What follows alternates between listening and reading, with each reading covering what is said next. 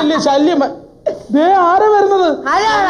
മലയാള സിനിമയിലെ ഒരു സൂപ്പർ കോമഡിയാണ് വരുന്നത്. നമ്മുടെ ഹരിശ്രീ അശോകൻ.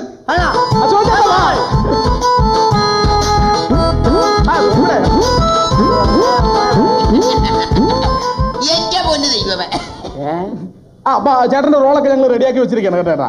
ഞാൻ ചോറ് തിന്നാറില്ല. ചോറല്ല, റോള് ചപ്പാത്തി കഴിക്കാറില്ല. വല്ലപ്പോഴൊക്കെ ചോറും കൂടി തിന്നണം, എന്നാലേ ശരീരം നന്നാകത്തുള്ളൂ. ഇപ്പൊ ഇത്തിരി വിശപ്പ്, ഇത്തിരി ചോറ് തരുമോ? പിന്നെ ഞാൻ നിനക്ക് ചോറ് എടുത്താൽ ഞാൻ ഇവിടുത്തെ നിന്റെ പാചകക്കാരനാ. കാനാന്ന് ചോദിച്ചപ്പോ ഞാൻ വേണ്ട വേണ്ടെന്ന് പറഞ്ഞത്. അങ്ങനെ വേണ്ട വേണ്ടെന്ന് പറയുമ്പോഴേ ഇങ്ങനെ ആർക്കും വേണ്ടാത്ത ശരീരമായി പോവും, മനസ്സിലായില്ല? എന്തുകൊണ്ടാണെന്നറിയില്ല, കൃഷ്ണന്റെ വേഷം കെട്ട് കഴിഞ്ഞാൽ എന്റെ പുറകെ പെമ്പിള്ളാരുടെ ഒരു ഘോഷയാത്രയാണ്.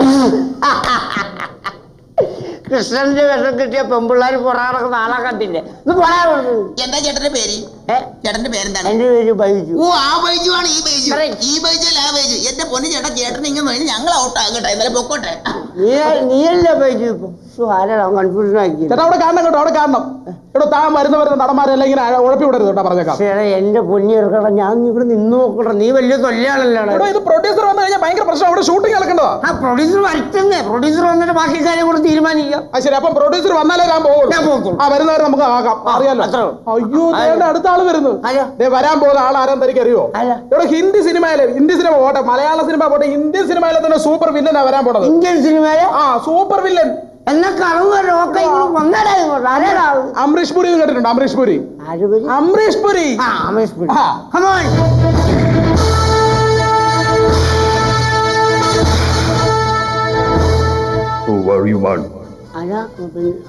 അങ്ങോട്ട്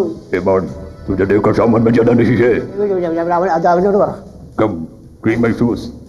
ഷൂസ് ഇല്ല, ഞാൻ മേടിച്ചില്ല. മേടിക്കണോ?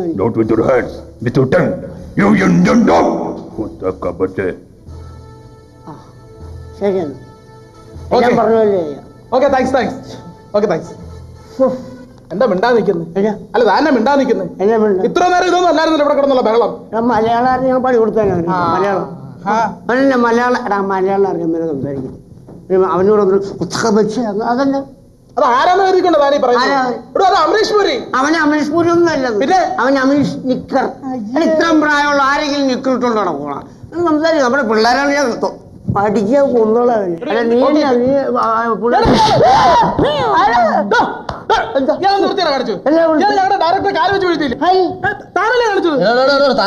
അയാള് നിരപരാധി. അല്ല, ആരാ നിരപരാധി? നിങ്ങൾ നിരപരാധിയാണ്. ഞാൻ നിങ്ങളുടെ നിരപരാധിയാണ്. നിങ്ങളാണ് നിരപരാധി. എടാ, ഞാൻ ചോദിക്കട്ടെ, നീ ഇപ്പൊ അവിടെ നിന്ന് നടന്നു വന്നല്ലേ? എന്നിട്ട് തന്നെ വീണല്ലേ? അതെ. അപ്പൊ പിന്നെ ഞാനിങ്ങനെ നിരപരാധിയാണ്? ഞാനാണല്ലോ നിരപരാധി. ഞാൻ തന്നെ വീണതല്ലോ. ഇല്ല, എന്ത് വർത്താനാണ് നീ പറഞ്ഞത്? എടോ, താൻ ഇങ്ങോട്ട് ഓടി വന്ന് തന്നെ ഉരുണ്ട് വീണ ഞാനങ്ങനെ നിരപരാധിയാണ്? താനല്ല നിരപരാധി. അതല്ലേ പറഞ്ഞത്. എടാ മോനെ, ഞാൻ പറഞ്ഞത് ഈ നിന്റെ ഡയറക്ടർ പുള്ളി അവിടെ നടന്നു വന്നു എന്റെ കാലത്തിൽ തന്നെ വീണു. അപ്പൊ ഞാനാണോ നിരപരാധി? അതല്ലേ പറഞ്ഞത്, താനല്ലേ നിരപരാധി. എടാ, അതെങ്ങനെയാ? അവൻ വീഴുമ്പോ അവനല്ലേ നിരപരാധി? അതിലത് ഞാനാണോ? ഇവിടെ താനാണ് നിരപരാധി. അയാൾ ചുമ്മാ വീണതല്ലേ?